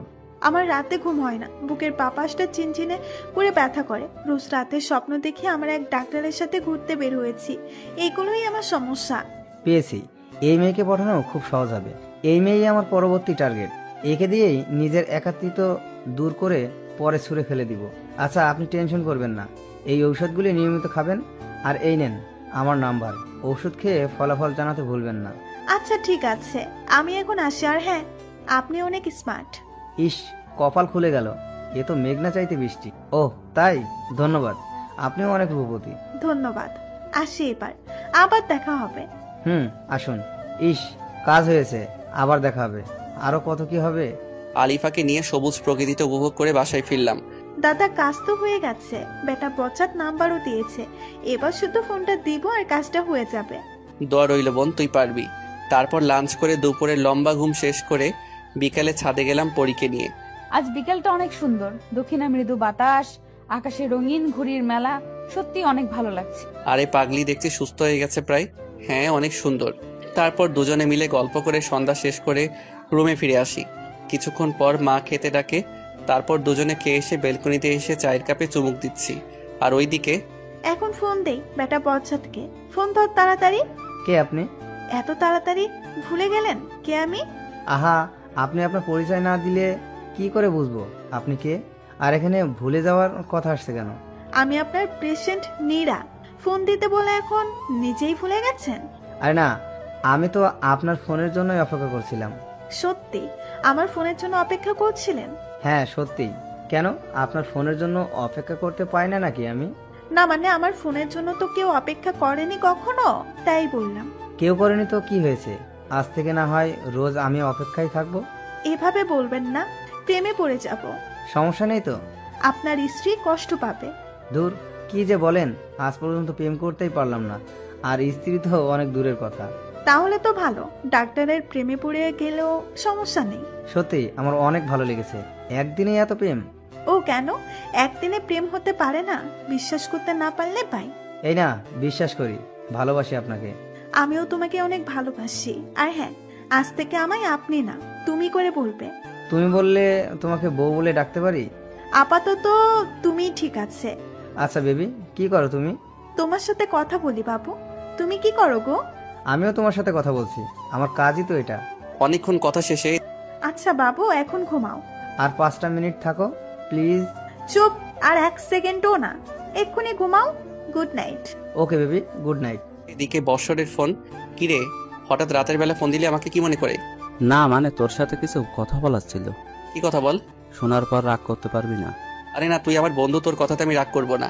তাহলে শোন, নীরাকে আমার প্রথম দেখাতে ভালো লাগছে, প্রেমে পড়ে গেছি, ওকে আমি বিয়ে করতে চাই, তোর যদি কোনো আপত্তি না থাকে। আরে এটা তো খুশির কথা, তুই নীরাকে ভালোবেসে ফেলছিস। তাই তো বলি, সেদিন রাতে নীরাকে দিয়ে ডাক্তারকে সায়স্তা করানোতে তুই না করেছিলি, আমার কোনো আপত্তি নেই।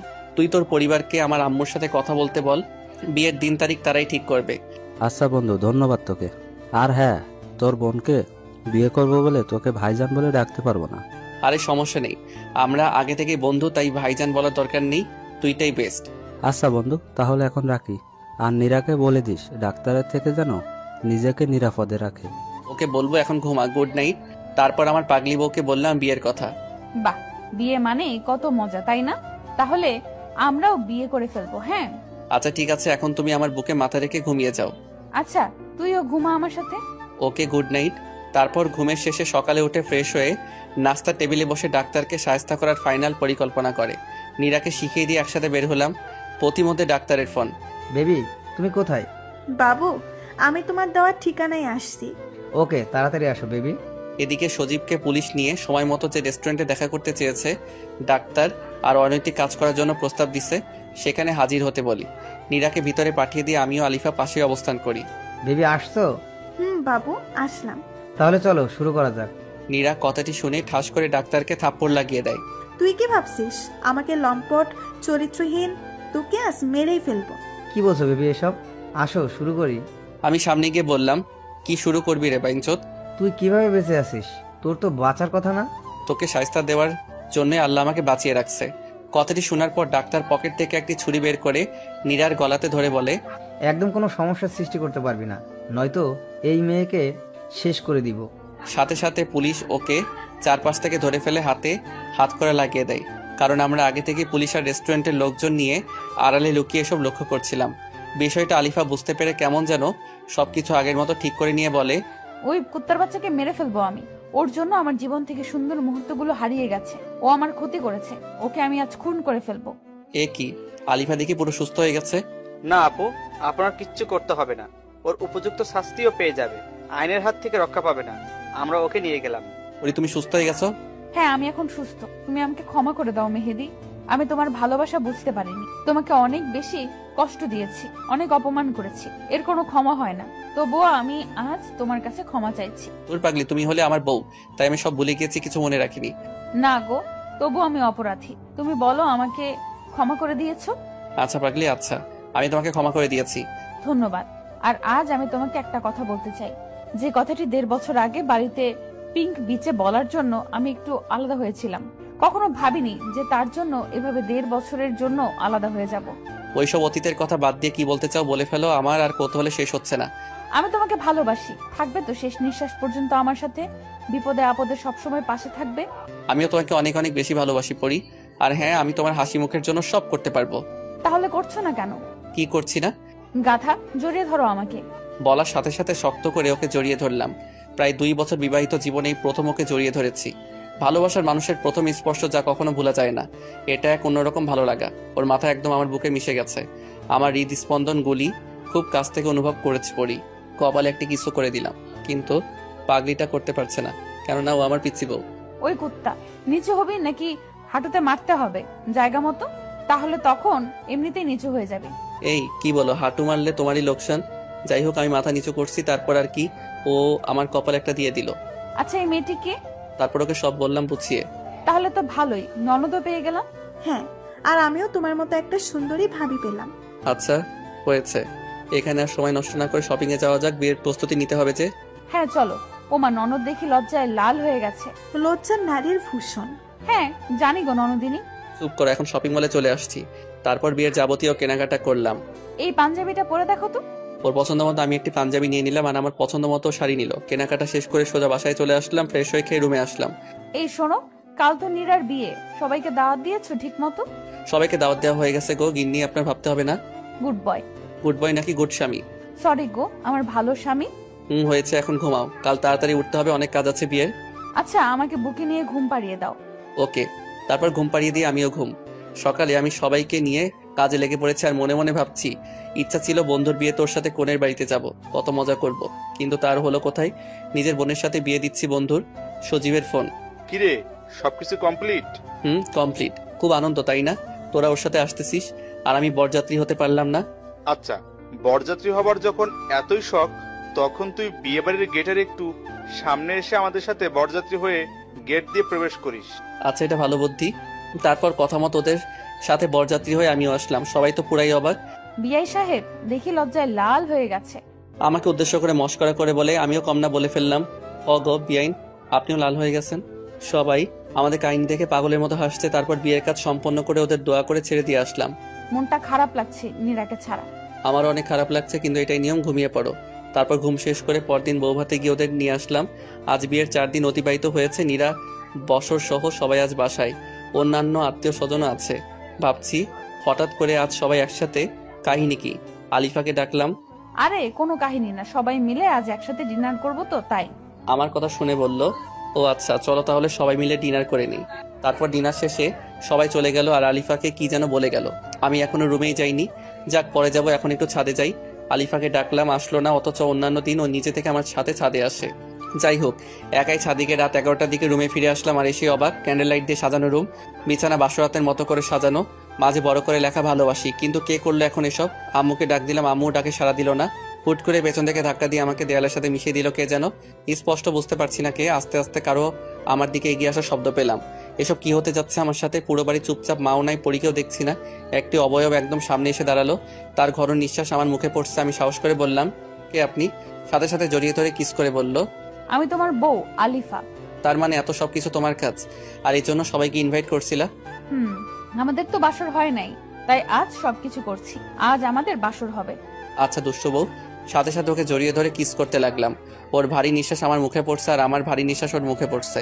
আজ তোমাকে আমি আমার ভালোবাসাই রাঙাতে চাই। সাথে সাথে ওকে কোলে নিয়ে সোজা বিছানায় শুইয়ে দিলাম। এতদিনের সকল জমানো ভালোবাসা আজ একসাথে পেতে চাই আমি। সব পাবে আজ, শুধু তুমি আর আমি। একথা বলে ওর কপালে কিস দিলাম। তারপর আর বলা যাবে না, দুজন দুজনের ভালোবাসায় ডুবে গেলাম।